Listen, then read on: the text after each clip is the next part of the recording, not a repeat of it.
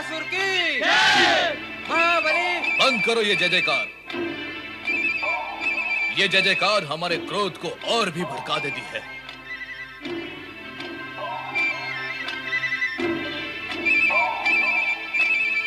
नारी कितनी सुंदर, कोमलांगी, चंचल नैनों वाली, मधुर मुस्कान वाली, इसे तो प्राप्त करना चाहिए।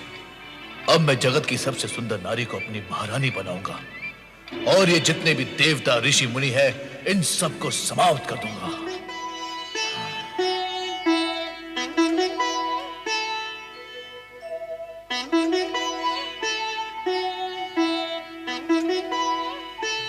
रक्षा करे भोलेनाथ, रक्षा करे भोलेनाथ, रक्षा करे भोलेनाथ, रक्षा करे। क्या हुआ नारद, इतने व्यग्र क्यों हो रहे हो? ये सब आप ही की कृपा का दुष्परिणाम है भोलेनाथ। तो क्या अब हमारी कृपा से दुष्परिणाम भी होते हैं? अवश्य होते हैं, हुए हैं और हो रहे हैं भोलेनाथ। अयोग्य और दुष्ट प्राणी को यदि ऐसे पद, अधिकार और सुविधाएं दी जाएं जिसके वो योग्य ही नहीं है, तो क्या वो उसका दुरुपयोग नहीं करेगा भोलेनाथ? और फिर उसके दुष्परिणाम नहीं होंगे? तुम किसके विषय में कह रहे हो नारद? आप सब जानते हुए भी भोले बनते हैं, तभी तो आपको सब भोलेनाथ कहते हैं। आप भली भांति जानते हैं कि मैं भस्मासुर के विषय में कह रहा हूं। तुम्हें क्या कष्ट दिया उसने? कष्ट?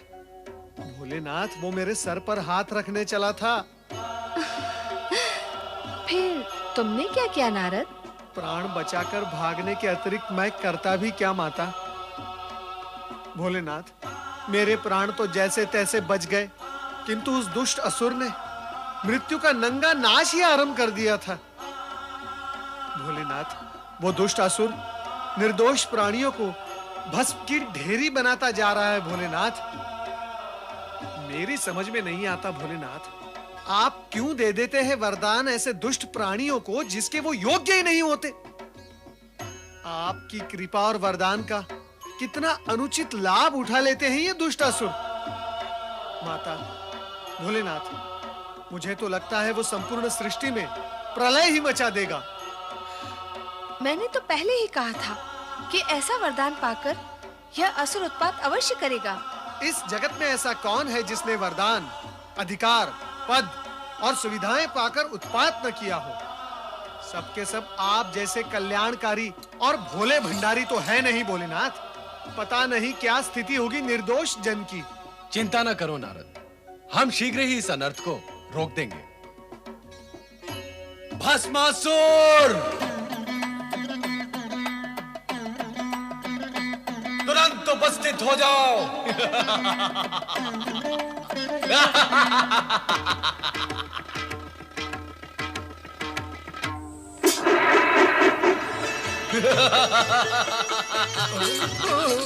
हे शिव शंकर, आपके दिए हुए वरदान का प्रयोग करके अत्यंत सुख की प्राप्ति हो रही है।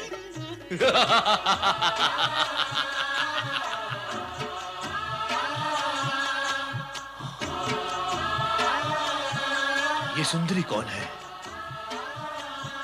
मुझे इस प्रकार क्रोध से न देखो सुंदरी। क्रोध में तो तुम और भी अधिक सुंदर दिखाई देती हो। मैं ये सोचता था कि मैं अपने शत्रुओं को समाप्त करने के पश्चात जब इस त्रिलोक का सम्राट बन जाऊंगा तो मेरी साम्राज्ञी कौन होगी? परंतु तुम्हें देखने के पश्चात प्रश्न और सोच दोनों ही समाप्त हो गए। आओ, मेरे पास आओ।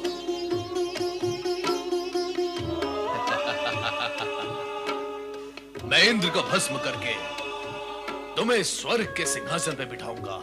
दुष्ट भस्मासुर, पार्वती हमारी अर्धांगिनी है और तू हमारा सेवक। वो तुम्हारे माता समान है। इन पर कुदृष्टि डालने का परिणाम जानता है। हम तुम्हें इसी समय भस्म कर देंगे। भस्म करने का काम जब तुम करते थे वो युग गया भस्मधारी। अब भस्म करने का कार्य मैं करता हूं। मैं, इससे पहले कि तुम मुझे भस्म करो, मैं ही तुम्हें भस्म करके इस सुंदरी को अपना बना लेता हूं। वही रुक जा दुष्ट। प्रभु अपनी रक्षा करे, भाग जाए यहाँ से, भाग जाए प्रभु।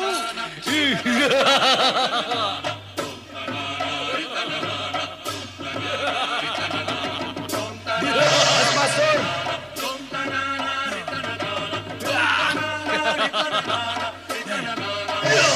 भस्मासुर,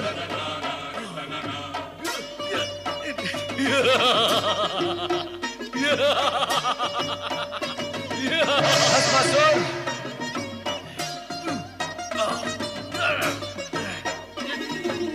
भस्मासुर,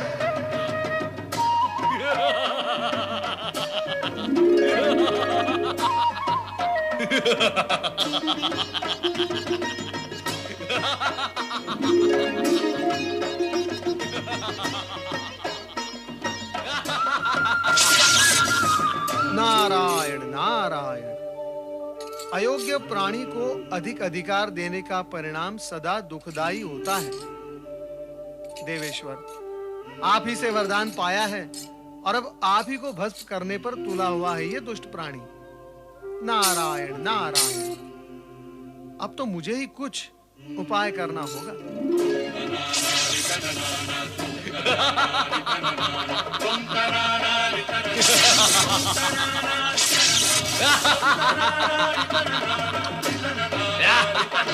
रक्षा करें प्रभु, श्री हरि प्रभु हमारी रक्षा करें। नारद, तुम पर क्या संकट आ पड़ा? नारद, आज तुम्हें रक्षा की आवश्यकता कैसे आन पड़ी? तुम तो संपूर्ण जगत की रक्षा की चिंता किया करते हो। माता, चिंता तो आज भी है, किंतु जगत की नहीं, जगत पिता की। अर्थात? श्री हरि, भस्मासुर को वरदान देकर भगवान भोलेनाथ स्वयं संकट में पड़ गए हैं। वो दुष्ट भस्मासुर भगवान भोलेनाथ के सिर पर हाथ रखकर उन्हें भस्म करना चाहता है। पर नारद, ये भी तो शिवलीला ही है। शिवलीला? श्री हरि, ये कैसी शिवलीला है जिससे प्राण संकट में पड़ जाएं?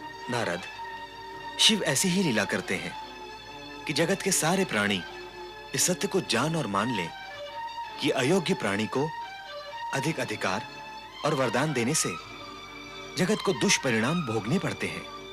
किंतु इस समय तो आप उन्हें दुष्परिणाम भोगने से बचाएं। स्वामी, आपने सदा ही शिव पार्वती को संकटों और बाधाओं से उबारा है। आप शीघ्र ही उनकी सहायता करें। वो तो करनी ही होगी।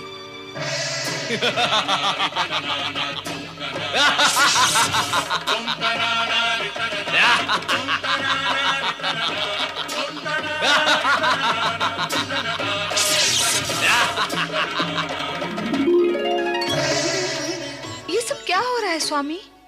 कहां कहां क्या हो रहा है देवी? तीनों लोकों का स्वामी एक दुष्ट, बुद्धिहीन, दुराचारी असुर के सम्मुख इतना विवश, असहाय और पौरुषहीन हो गया है। समय की बलिहारी है देवी, समय की बलिहारी है। हाँ स्वामी, देख रही हूँ समय से हारे हुए बल को, किंतु अब आपकी ये दशा मुझसे देखी नहीं जाती। तो देवी, हमें क्या अपनी ये स्थिति प्रिय लगती है? हम इस अप्रिय स्थिति से स्वयं ऊब चुके हैं। तो फिर विराम क्यों नहीं लगा देते इस स्थिति पर? नहीं, हम अभी ऐसा नहीं कर सकते। ना सही, मैं तो कर सकती हूँ। आप मुझे आज्ञा दें, मैं शक्ति रूप धारण कर उस दुष्ट भस्मासुर को एक क्षण में ही समाप्त कर दूंगी। तुम यदि ऐसा कर दोगी तो हमारे वरदान का क्या होगा जो हमने भस्मासुर को दिया है कि उसे कोई भी नहीं मार सकेगा। यदि तुम्हारे हाथों उसका वध हो जाता है तो हमारी वरदान की महिमा भी समाप्त हो जाएगी। ऐसा हो गया तो जगत के प्राणी भविष्य में हम पर और हमारे वरदान की शक्ति और महिमा पर विश्वास ही नहीं करेंगे। स्वामी, आप तो चारों ओर से विवश हैं। तुम चिंता न करो देवी, हमारी विवशता का शीघ्र ही अंत होगा। कोई ना कोई उपाय अवश्य निकल आएगा। अब तुम शीघ्र ही समाधि स्थल चली जाओ, वहां पर तुम सुरक्षित रहोगे।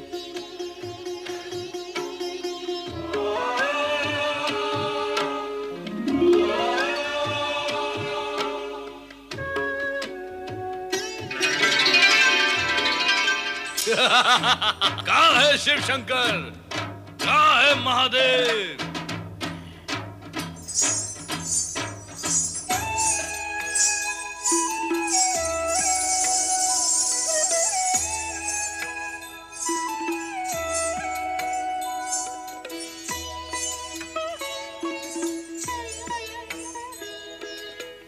इधर देखो वरदायिनी भस्मासुर।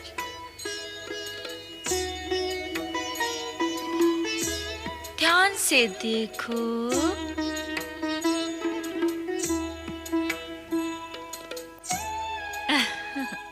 अंतर्दृष्टि से देखोगे तो मैं तुम्हें पार्वती से अधिक सुंदर दिखाई दूंगी।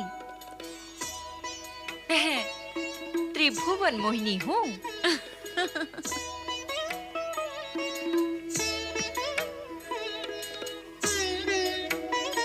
रूप और सुंदरता में मेरी बराबरी करने वाली अन्य कोई सुंदरी इस जगत में नहीं है। मुझे अपनी महारानी बनाकर जगत का सर्वोत्तम सुख भोगो भस्मासुर। मुझसे विवाह करके भस्म करने के इस झंझट से सदा के लिए मुक्त हो जाओ। तुम तो अनुपम सुंदरी हो। मैं तुमसे अवश्य विवाह करूंगा, इसी समय विवाह करूंगा। मैं भी यही चाहती हूँ और तुम भी यही चाहते हो। फिर विवाह में विलंब क्यों? विलंब तो तुम कर रही हो सुंदरी। मैं तो तुम्हें पाने के लिए आतुर हूँ। चलो विवाह करें। तनिक रुको भस्मासुर। हमारी कुलरीति ये है कि विवाह से पूर्व अपने कुल देवता के सम्मुख नृत्य गान करके उन्हें प्रसन्न करना पड़ता है। नहीं तो कुल देवता रुष्ट हो जाते हैं और विवाहित जीवन संकट में पड़ जाता है। नहीं नहीं, हमें संकट में नहीं पड़ना है। हम असुर तो दूसरों को संकट में डालते हैं। बताओ कौन है तुम्हारे कुल देवता और नृत्य कहाँ करना है सुंदरी? आओ।